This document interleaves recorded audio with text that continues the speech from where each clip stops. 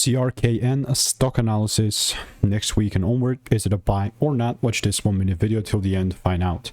Crown Electronics already like a pretty much melting at this point.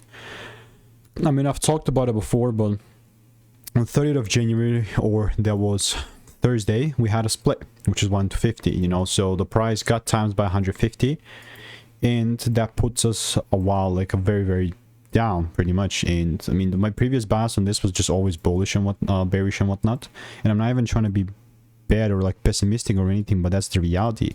And guess what happened? The price just kept melting and melting, you know. So coming back into here,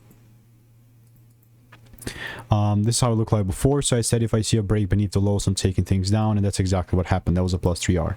The price kept melting, so at this point I'm like, right, yes, it's melting, and the likelihood that it will continue to do so is through the roof. Like, the only time where this is actually going to be something bullish for me is the moment I start seeing some breaks, at least about 15 to 16 bucks, you know, and we're nowhere near that. So yeah, I do see this thing going even further lower. So if you want to make more money trading in a simple new way, click the first link in the description. It's a free newsletter. So goodbye and enjoy.